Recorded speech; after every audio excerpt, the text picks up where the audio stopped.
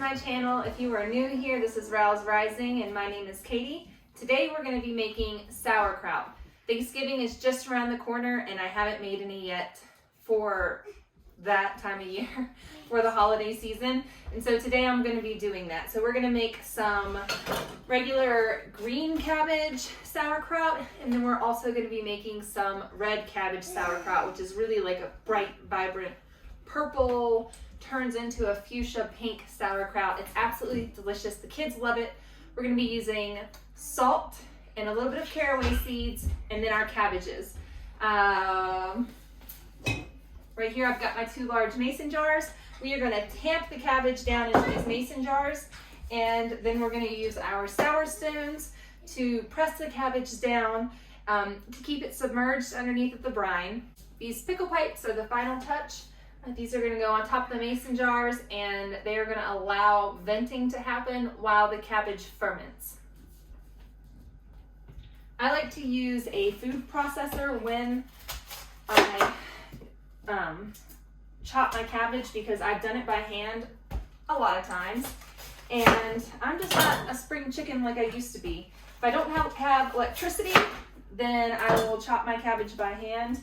But until that day comes, I'm going to use a food processor for the simple fact that I'm just getting old. I know it doesn't seem like it, but I raced motocross and I had a hard physical teenage 20s, crashed a lot, had lots of car accidents, all kinds of things, you guys, and my body just doesn't work like it used to. Doesn't recover like it used to. So I'm just going to chop this cabbage and then run it through the food processor.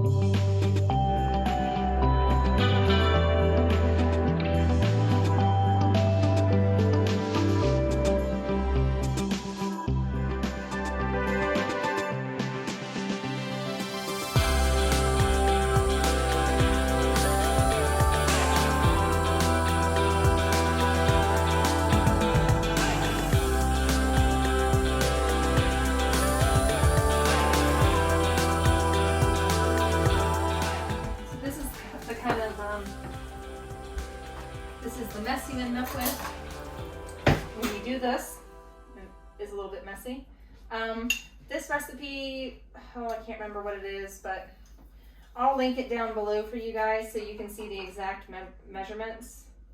But it's about 2 tablespoons of salt per 2 heads of cabbage.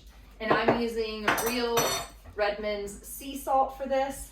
And then once you have the cabbage salted, you just kind of go through and mix it all up so that it's all coated with the salt. And then you want it to start releasing the brine, and in about 20 to 30 minutes we'll come back and we'll be able to pack this. It's already starting to get super wet, but we'll be able to come back in 20 to 30 minutes and pack this into our jar, all of this into one of these half-gallon mason jars, and then that's gonna it's gonna fit perfectly in there. It's gonna sit on the counter for 10 days. And then after 10 days, we're gonna have a fermented sauerkraut that we can store in the refrigerator for up to a year sometimes. I know I still have some sauerkraut in the refrigerator from last year. I don't really like a whole lot of caraway seed in my sauerkraut, so typically when a recipe calls for caraway seed, it says to put like a teaspoon or something in. I just like to do 1 generous pinch of my fingers, and it's this much, just to give you an idea. It's this much caraway seed in there. So you see, it's not a whole lot. And like I said, I don't really enjoy an abundant flavor of caraway, but just a pinch gives it the right amount of flavor. Get out of here, you. You guys don't have to close. Go. Get up. Get up. I'm doing a video and you're being loud. Just go, please. Thank you. Okay, the next step after we get all of this caraway mixed in, and this is already starting to release a ton of brine into my cabbage, and so because my baby needs a nap, and I had him on my back for a while and he just wasn't having it, and I thought, well, if I don't get this done, then it's never gonna get done and it's gonna be another day going by that this cabbage sits in my refrigerator. The last time I bought cabbage to make sauerkraut, I never made myself do it, and then I ended up, the cabbage went bad before I ever really had a chance to use it. Now you can use whatever tamper type tool you have to do this. The Vitamix tampers work really well if you have a wide mouth jar. So this is a tamper that came with our juicer, and I've just always used this over the years to tamp down my sauerkrauts and whatever other foods that I need to ferment and tamp down. I use this tool. So by pounding it and tamping it, it's going to help release more of the brine, and then you'll see as we tamp this and add more and more to it, it's just going to build more and more brine.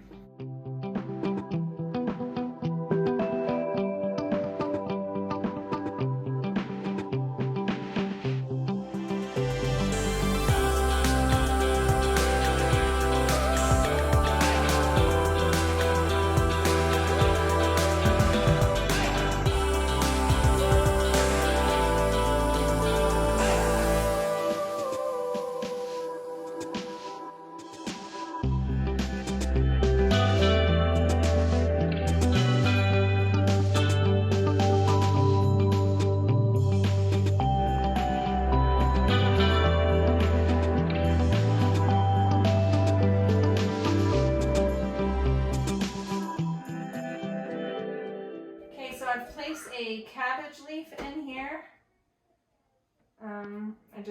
One of the cabbage leaves that I peeled off from the outside. I placed it in here, and now I can't get it out right now. So I'm just gonna leave it there, and then I'm gonna put this weight in over top of it. And that's just gonna keep all of this cabbage submerged underneath of this brine. I'm gonna wipe this off with a clean cloth.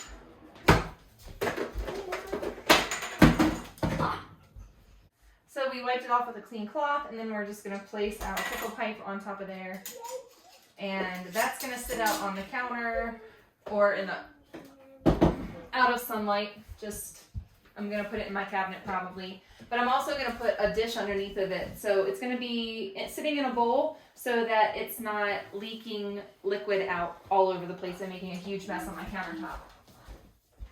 The next thing, that was bizarre, we are going to do is the purple cabbage. I already peeled off the outer leaves and discarded those. And for the sake of ease, I'm not going to clean my food processor because I don't have time for that. My baby needs to nurse and have a nap, and he's got to wait right now so I can knock this out. Because if I don't, like I said, it'll be one of those nights that I never get to it. But he's content right now. He's got a snack back there. The kids are taking care of him. And I don't know what I'm doing here. But here we go.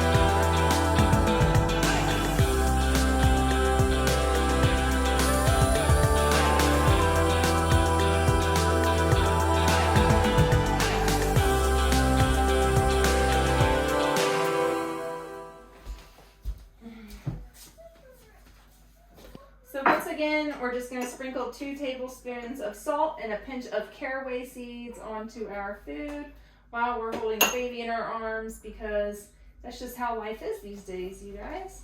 I'm going to add a little bit more just for good measure.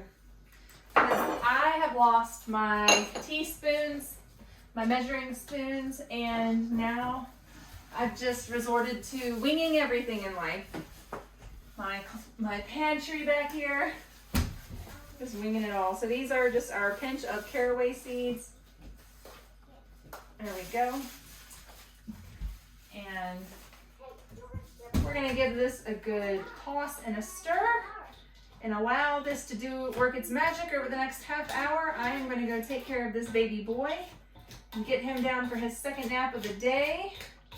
And hopefully he sleeps tonight. He doesn't take as many naps as he should, but you know, that's probably my fault. He's so crazy. All right, here we go.